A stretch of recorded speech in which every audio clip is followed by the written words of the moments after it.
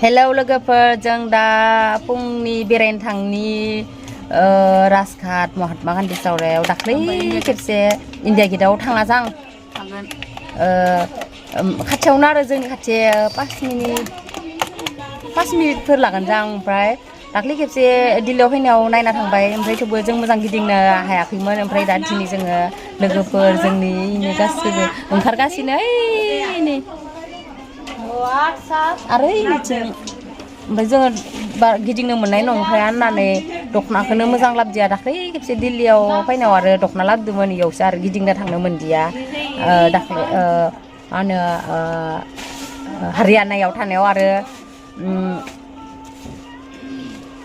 हारियानायाव थानायावसो गिदिंनो मोन्दों ओमफ्राय खेबसे दिल्लीयाव थांनायाव गिदिंनो मोनाखै ओमफ्राय दा जों देखायलांनोसै नोंसोरनो मा गिदिंगोन मा बेरायगोन बेखिनिखौनो देखायनोसै आरो जों नै जों थांगासिनो दा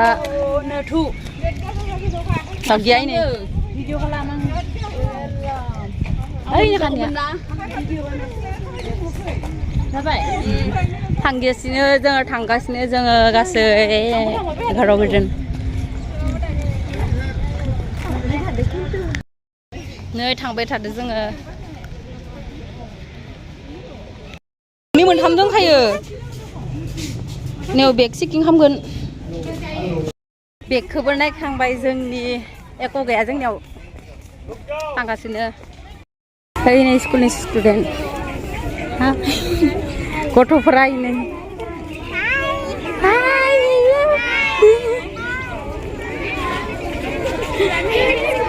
नै गुफुर गावदां Hey guys, look here. So,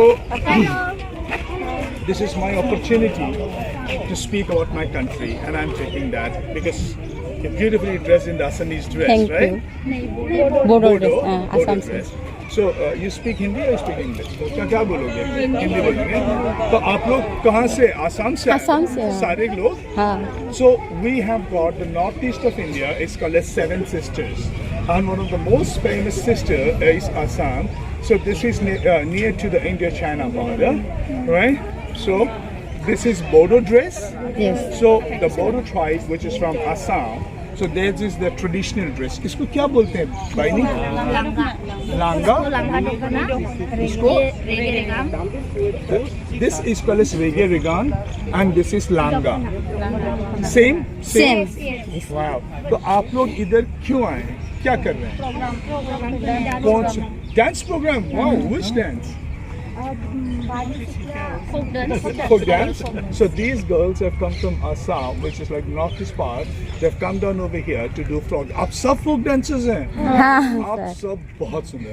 Thank you, sir. You're so beautiful. I just told them all of them are stunningly beautiful. मैंने इंडिया पूरा घुमा है. अभी जो बाकी है ना वो नॉर्थ ईस्ट ही है और मैं दिल से चाहता हूँ जाना. अभी मैं लेह लद्दाख करके आया हूँ अभी मेरे को, लेकिन ये 7 सिस्टर्स जाना है. So that's it. You guys have any questions regarding that? आप लोग से फोटो खींचा सकते हैं ये लोग? Yes, sir. Okay. Why don't you all come and I click a picture and share with you? Thank you. Well, or I'll do come with them, please. ओरैनो जों थांगासिनो लामा ससेयाव जोंहा फट' साफाय जानो मोनबाय गुफुरफोरदो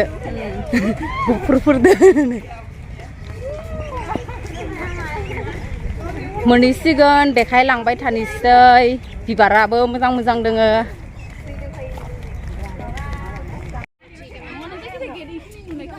नै जों दा हाबनोसै थांनोसै.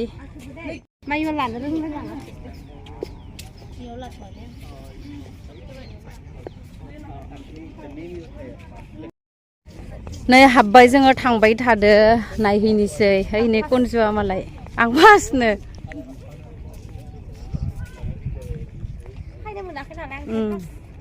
जों दा सिङाव हाबहैनोसै सावनाय जागाखौ नायनोसै. आंनो फैफाबाय थादो.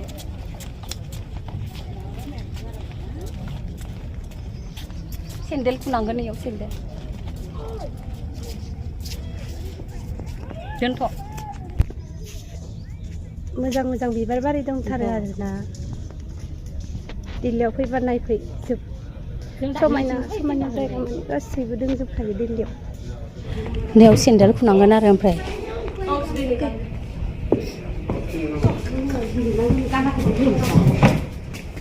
आंना सेन्देला गावला खिथि लाजिलां खिथिया मोनसे माबा नैयावहाय नैयाव चल बेटा याव दोनजोब दोन जाब्लाना दोनबाबो जागोन दे आं सायाव नैयाव सेन्देल दोनबाय ओमफ्राय हाबैनोसै जोङो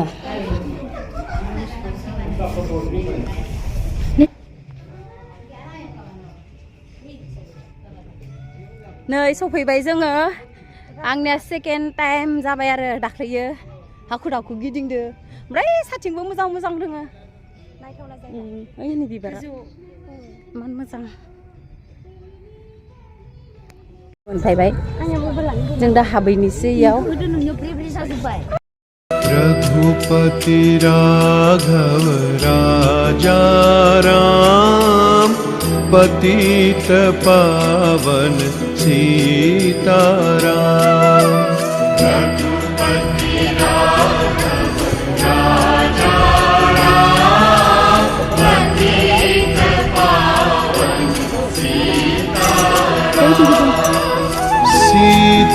सीताराम सीताराम भज प्यारे तू सीताराम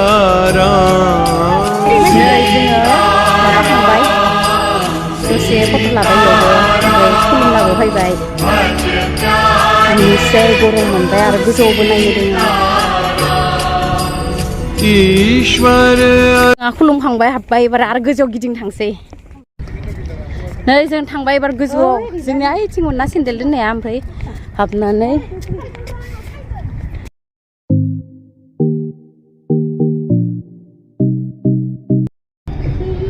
ओइ नै सिङावमोन ओमफ्राय इयाव लावगि मुवा दोङो लावगि मुवा फट' साफायबाय थादो बिबारा इने इमान मोजां ओइ नै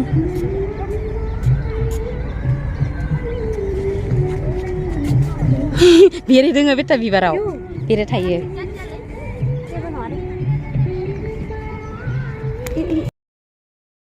ओइयाव दै गयोमोन ओइयाव दै गयोमोन दैखौनो गहोआखै इयाव ओइथिं फामे बिबार दोङो होनदोंमोन ओमफ्राय दोङो ना गैयाबा बारनाय नुहुराखै दा बायदियाव बारा जां गैथ'वा गैया जांथिं बाराखै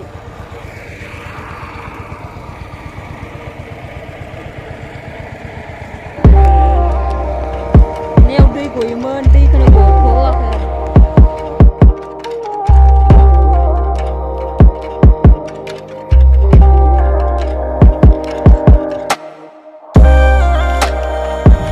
नै सिख्लाफोरा ओइ नै मालाय नै माबाया हारसिं बानायबाय दे बानाय मोसा उनजों दे नायनि र' आं सिख्लाफोरखौ रिल्स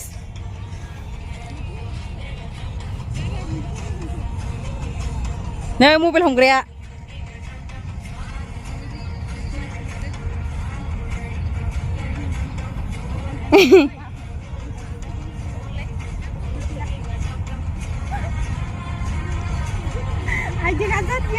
जादो दे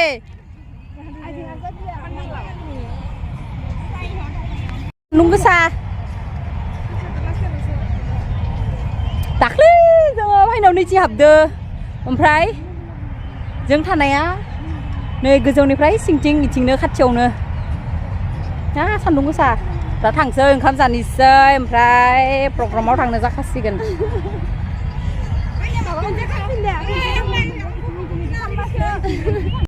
नै सिख्लाफोरा रिल्स बानायदो रिल्स ओइ नै इयाव थरासे ओइ नै इयाव थरासे ओइ थरासे बा थराथाम सान्दुंआबो बा आलाया ओइ नै मालाय आलाया ओइ नै रिल्स बानायनो ओइ नै ओमफ्राय आरो ओइथिंलाय राजधानि सौग्रावलायनाय नै राजधानि सौग्रावलायदो नै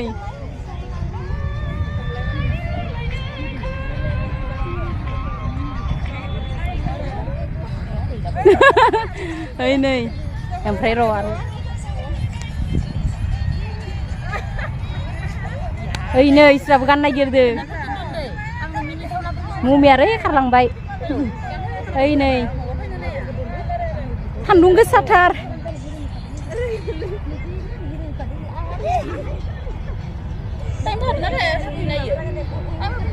थांनोसै जोङो ओंखामबो उखैबाय दा एटा जाबाय जां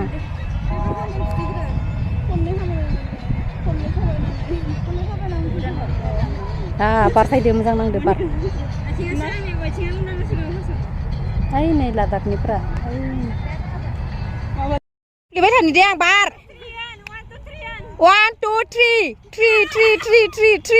होदो साला दोखो दोखो थुनाया जाबाय दे थादो जां दे होमबा 1 2 3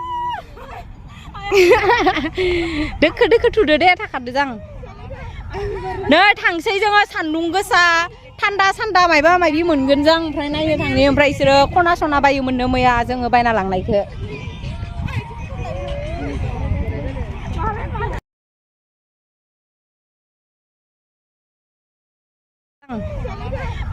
नै थांसै जोङो सान्दुं गोसा थान्दा सान्दा मायबा मायबि मोनगोन जों ओमफ्राय नायनो थांनि ओमफ्राय इसोरो खना सना बायोमोननो मैया जोङो बायना लांनायखो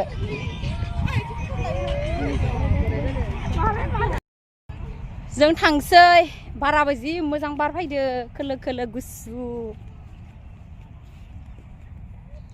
बोरै सोरलाय ओइनि फैबाय थादो सान्दुङा मेगनखौ नायनो नायाखै मु थांदो दा फट' जमा लानि नैयाव गसंनानै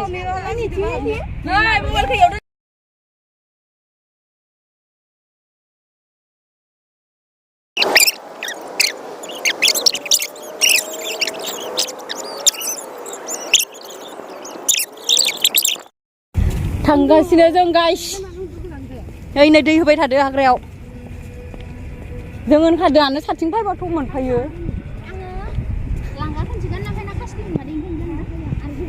आंनासो फट'गा साफा उथिदिया कुनजुआ साला कुनजुआखौ उनिखौ साफा थिखांनांगो आंनिखौ खोमसि खालामदो नैबे नै कुनजुआ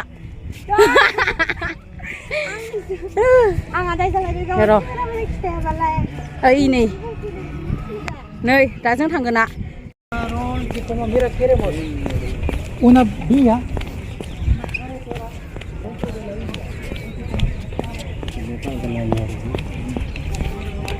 खार कुनजु नै जोंहा सफैबाय बिसोरो सिंथिं थांना लाना दाबो मोनफैला खार खानिबो खार दोखो दोखोनो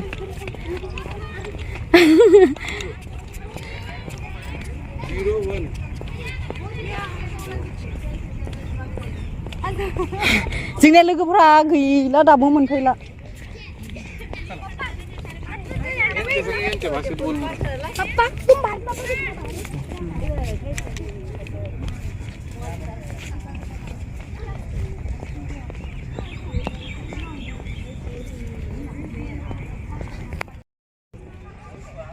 थांबाय थादो जों दा रुमाव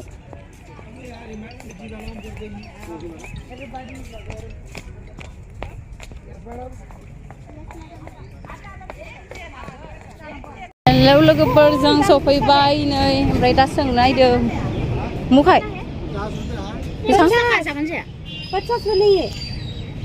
मु माबाखाय उठुसो ये सिंगल वाला कितना है 50 का प्लेट है ये क्या खाएंगे जो खाने मिलेगा इतना का जाखानदि जांदे मन 50 मानि आरो जाजागोन दे न जानि बाय बारा बिनि ओमफ्राय मु बारा मोनि नोंलाय बाय दरसे दरनै हानानै क्या खाना बोले मिक्स खाना है कि ऑर्डर में खाना मिक्स में क्या है भगवान आम छोड़ के सब होगा आम छोड़ के सब होगा हाँ आम नहीं केला भी है ना यहाँ पर केला भी है सब है मैंने आपको बोल दिया कि आम छोड़ के सब होगा 50 प्लेटआव 50 कितना प्लेट 4 3 हम नै जों जानोसै ओमफ्राय प्लेटसेयाव 50 नो जाना नायनि ओमफ्राय गोथाव ना थावा उदैखौ थान्दा खालामनि बिराद जानो फिथाइ सामथाइ जानो लुबैदोंमोन आरो ओमफ्राय दा जों जानोसै फिथाइ सामथाइ जानानै ओमफ्राय जों थानाया ओइ नोंखिनावनो जों थानाया खाथियावनो जानोसै आरो ना लोगोफोर दा नोंनि जानायखौ देखायगोन गोथाव ना गोथाव नङा ₹10 का आएगा खीरा जा सासन दे बै सोबायसो फैसा मायो गासै नै र' दे Maybe mama क्या आलो से बात फोटो खींचो दे गोथाव ना ना बेटा गोथाव नै तरमुस बिराद गोथाव दे जा 50 नहीं आ ये वो नहीं आएगा 50 गासैदो नै बेखिनियाव 50 जानो लुगैसोबाय रोसि बोहैजोब्बाय आंनिया जानोसै नै आं जानायखौ देखायबाय थाला जानोसै आं हाखु दाखुनो लुगैथार नै जों जाखांबाय थांनोसै एसांबो नै जाबाय थादो बिसोरो जों आरो मायाव नै गोथाव ना आंसोर जाथ'यो माबा बायलायनो नोंस्रा थाथ'लाय जोङो ओइथिं थांनि आरो जाग्रा मोनगोन जों ओमफ्राय आंगुरखौ सोंनि जों आंगुरा बेसेबांबा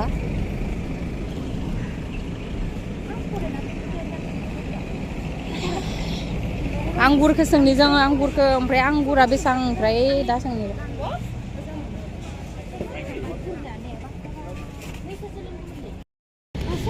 किल' 200 नो नै थांसै जोङो थांनो जाबाय आंगुर लादो गोलोमजोब्बाय गेलेग्रा नायदोनो मालाय बिसोरो सान्दुङा नायनोनो हायाखै थांनोसै जोंनिया ओइ नैखिनियावनो जोंनिया खाथियावनो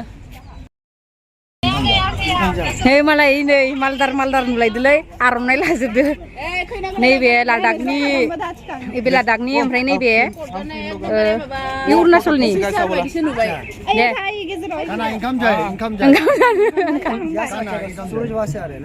सान्दुङा इदिनो बा आर'नाइखौ लायाखै माइनि सुजुआ गेजेराव थानांगौमोन ओइ नैनि आर'नाइया लानाया जायाखै खिथा ओइखौ खिथासन बर' रायलायबावनो सुजुआ गेजेराव थानांगौमोन गावरि मांस दे गावरि मांस इनकामिं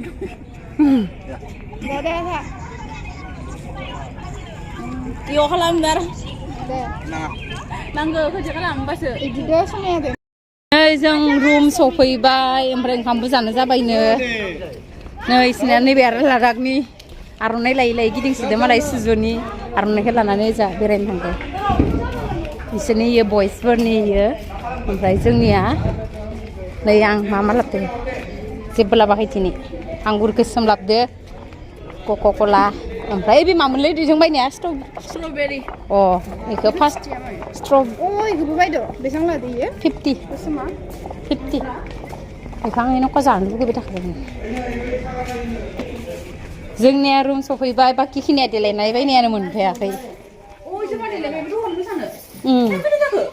दुटा जाबाय दा